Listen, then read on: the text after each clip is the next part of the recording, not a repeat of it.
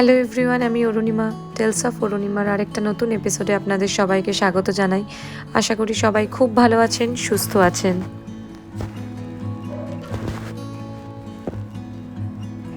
ডানলপে থাকাকালীন বাড়ির কাছে দক্ষিণেশ্বর বেলুড় মঠ অলরেডি আদিরাকে নিয়ে ঘোরানো হয়ে গেছে। তো এবারে সেই জন্য ভেবেছিলাম আদ্যাপীঠ যাব। আসলে আদ্যাপীঠে আমরা মানে আমার মা আদ্যা মাকে একটা বেনারসি শাড়ি দিয়েছিল। তো সেই শাড়িটা ওরা যেদিন পরাবে সেই দিন আমরা গেছিলাম দেখতে, কারণ মাকে শাড়িটা পরে কেমন লাগে মায়ের ওই রূপ দেখার জন্যই আমরা রওনা দিয়ে দিয়েছিলাম টোটো করে। আমি, মা, বাবা আর আমার বড় পিসি আদিরাকে নিয়ে আমরা চলে এসেছি আদ্যাপীঠে। এখন আদিরা একটা নতুন জিনিস শিখেছে, রাস্তায় বেরোলেই এখনও নাকে চাপা দিয়ে রাখে। টোটোতে আপনারা দেখতেই পেয়েছেন যে আদিরা নাক চাপা দিয়ে এসেছিলো, কারণ ধুলোবালির জন্য। তো আমরা আদ্যা মন্দিরে চলে এসেছি, আদ্যাপীঠে মায়ের দর্শনের জন্য।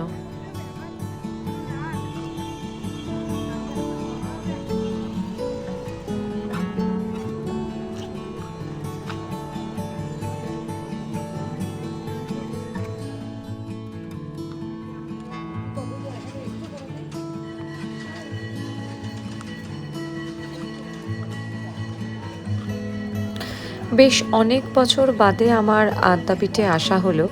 মানে আমি এখানে থাকতেও আমি বহু বছরই আদ্যাপীঠে যাইনি। দক্ষিণেশ্বর খুবই যাওয়া হয়, দক্ষিণেশ্বর বেলুড় মঠ, কিন্তু আদ্যাপীঠ অতটা আসা হয় না। তো অনেক বছর বাদে আমি আবার আদ্যাপীঠে এলাম।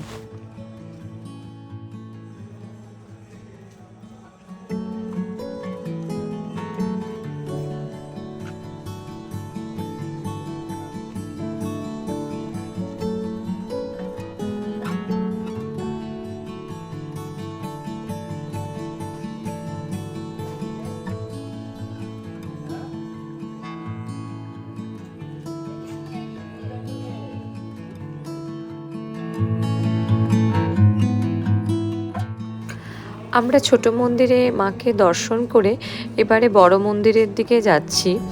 বড় মন্দিরটা এখন মন্দিরের দরজা বন্ধ রয়েছে। তো এখন অ্যাকচুয়ালি ওখানে নাট মন্দির থেকে আমরা বড় মন্দিরের মাকে দর্শন করতে পারবো।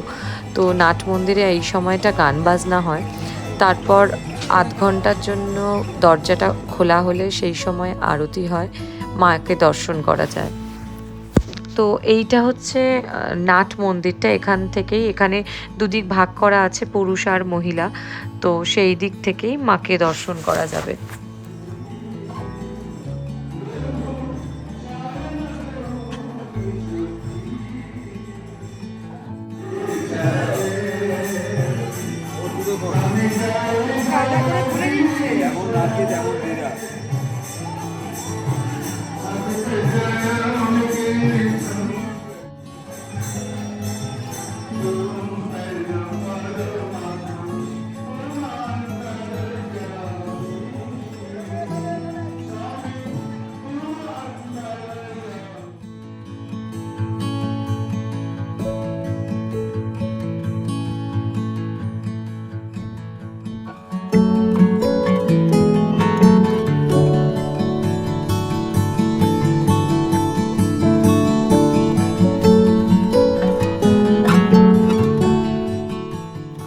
আর এইখানে যে দেখা যাচ্ছে মন্দিরটা, এটাই হলো আদ্যাপীঠের মেইন মন্দিরটা।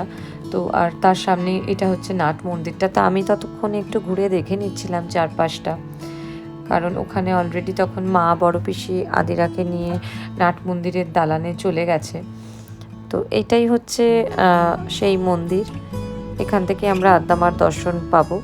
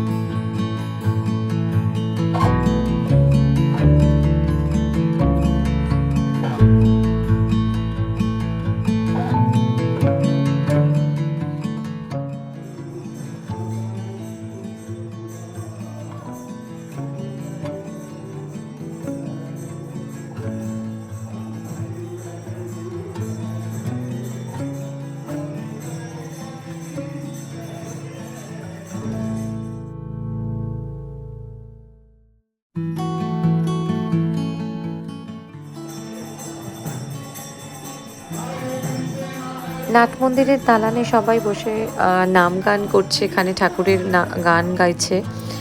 তো আর সবার অপেক্ষা কতক্ষণে দরজা খোলা হবে, দরজা খুললে মায়ের রূপ দেখা যাবে, তো মার দর্শন পাওয়া যাবে। তো সেই কারণে আমরাও এখানে নাম গান করছিলাম। তো এই দরজাটা খুললেই মাকে দেখতে পাওয়া যাবে।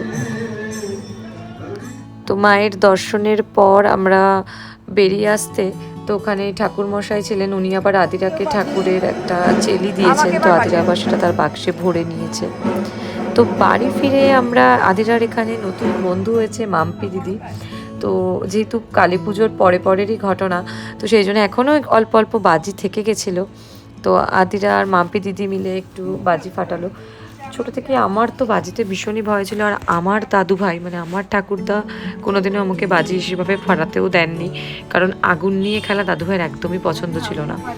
তো আমিও ঠিক সেইভাবেই আমি ভীতুই, তো আমি সেই কারণে চাইও না যে আদিরাও খুব একটা বাজি ফাটাক। তো তাও ওই ফুলঝুরি মাম্পি দিদির সাথে ফুলঝুরি আর আমরা একটু চরকি ফাটিয়ে দিয়েছিলাম, মানে জ্বালিয়েছিলাম, তো সেটাই ও দেখেছে, আর একটু ফুলঝুরিও ফাটিয়েছে।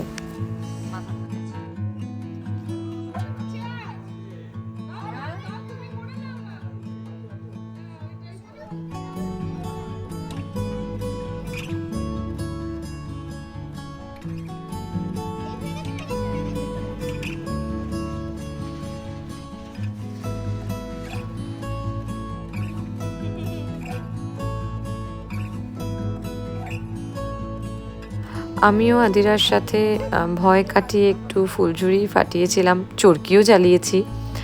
তো আজকের ভিডিওটা এখানেই শেষ করছি। আদিরা তার মাম্পি দিদির সাথে বাজি ফাটানো দিয়ে।